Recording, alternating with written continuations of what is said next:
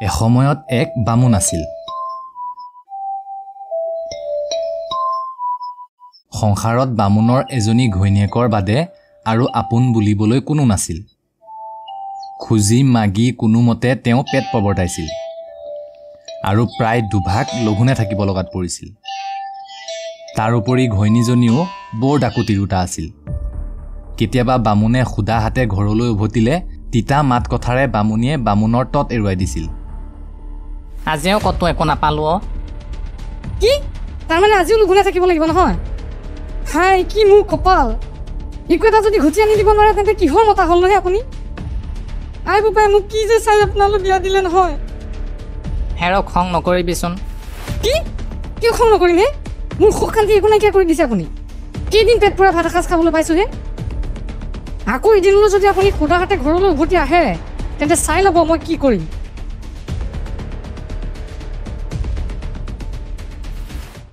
কেইদিনমান পাছত এদিন গধূলি বামুণে সুদা হাতে ঘৰলৈ উভতিব লগাত পৰিল।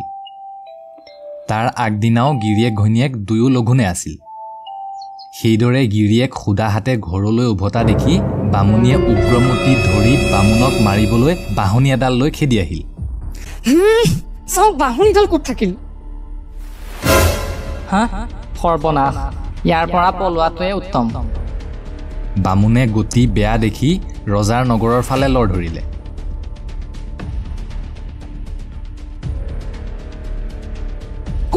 ক'ত পলাইছে? যাওক যাওক, আৰু এইখন ঘৰত ভৰি দিবলৈ আহিলে বাঢ়নিৰে কোবাই খাং কৰিম। বামুণীয়ে খঙত একো নেপাই ওচৰত থকা আহঁত গছ এজোপাতে বাঢ়নিৰে কোব ধৰিলেহি।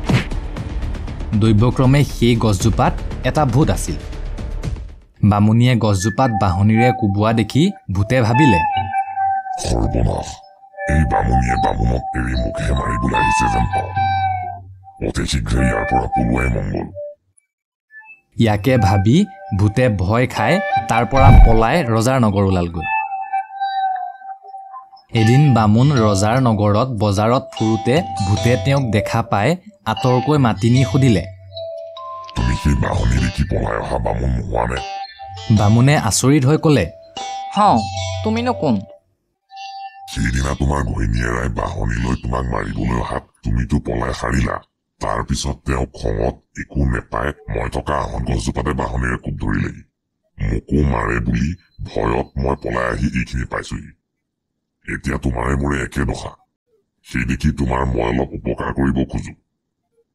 মই এই নগৰৰ মন্ত্ৰীৰ জীয়েকক ধৰিমগৈ। মন্ত্ৰীয়ে অনেক চিকিৎসা কৰাব, অনেক বেজ জ্ঞানী লগাব, কোনোমতেই মই নেৰো। কিন্তু তুমি কোনোমতে সেই ঠাইত হাজিৰ হলেই এৰি গুচি যাম। তেতিয়া মন্ত্ৰীয়ে তোমাক অনেক ধন সম্পত্তি দিব, তাৰে তুমি সুখেৰে খাই লৈ থাকিব পাৰিবা। তাৰপিছত মই ৰজাৰ জীয়েকক ধৰিমগৈ, কিন্তু তুমি তালৈ কেতিয়াও নেযাবা। গলেই তোমাক মাৰিম, কাৰণ মই ৰজাৰ জীয়েকক ভাল পাওঁ।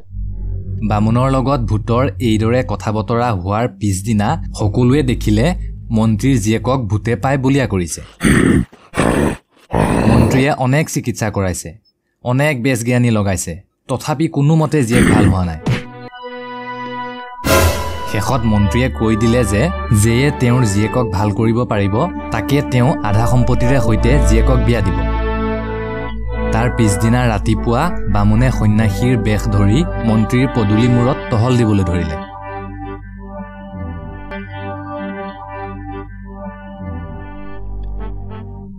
এটা লগুৱাই তাকে দেখি মন্ত্ৰীৰ আগত কোৱাত মন্ত্ৰীয়ে বামুণক ভিতৰলৈ লৈ যাবলৈ ক'লে।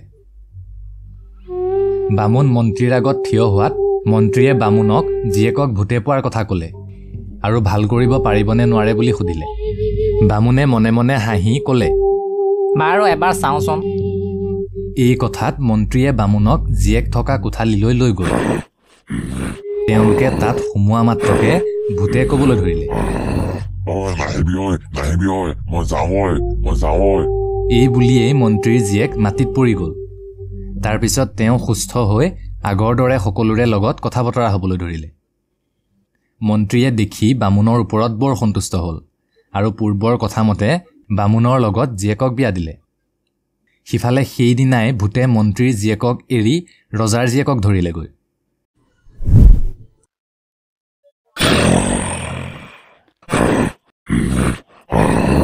ৰজাৰ ঘৰত হুলস্থুল লাগি পৰিল। কত বেজ লগাইছে, কত দৰৱ জাতি খুৱাইছে, তথাপি কোনোমতেই একো হোৱা নাই। শেষত ৰজাই নগৰত ঢোল পিটি শুনাই দিলে যে যেয়ে তেওঁৰ জীয়েকক ভাল কৰিব পাৰিব তাকে তেওঁ অৰ্ধৰাজ্য দি জীয়েকক বিয়া দিব। এই জাননী পাই আশাত কত মানুহ গ'ল, কত আহিল ৰজাৰ ঘৰলৈ, কিন্তু কোনেও ৰজাৰ জীয়েকক ভাল কৰিব নোৱাৰিল। অন্তত মন্ত্ৰীৰ জীয়েকক ভূতে পোৱাৰ আৰু তেওঁৰ জোঁৱায়েকে ভাল কৰাৰ কথা শুনি ৰজাই বামুণক মাতি পঠালে। আগৰ কথালৈ মনত পেলাই বামুণে কোনোমতে নেযায়, ৰজায়ো নেৰে। নোযোৱা দেখি শেষত ৰজাৰ খং উঠি কৈ পঠালে, সি নাহিলে তাক কটাম। কি কৰিব, বামুণ নিৰুপায়। কি কৰা যায়? গলেও মাৰে ভূতে, নগলেও কাটে ৰজাই, দুয়ো পিনে মৰম। শেষত বামুণে যোৱাকে ঠিক কৰিলে।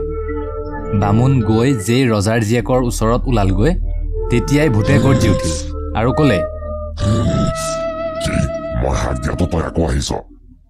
নহয়, মই সেইকাৰণে অহা নাই, আন কথা এটাৰ নিমিত্তেহে আহিছোঁ।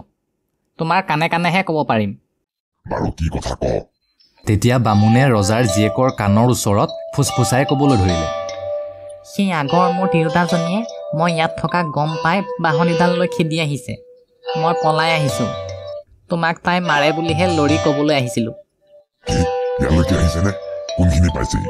মই বাটত দেখি আহিছিলোঁ, এতিয়া পদূলি সোমাব পায়। এই বুলি কোৱা মাত্ৰকে ৰজাৰ জীয়েকক ভূতে এৰি ভিৰাই ধৰি লৰ মাৰিলে আৰু তাৰ পিছত ৰজাৰ জীয়েকো ভাল হ'ল। ৰজাই পূৰ্বৰ প্ৰতিজ্ঞা মতে বামুণক আধা ৰাজ্য যৌতুক দি তেওঁৰে সৈতে জীয়েকক বিয়া দিলে। ইয়াৰ পিছত বামুণে সুখেৰে খাই বৈ দিন কটাবলৈ ধৰিলে।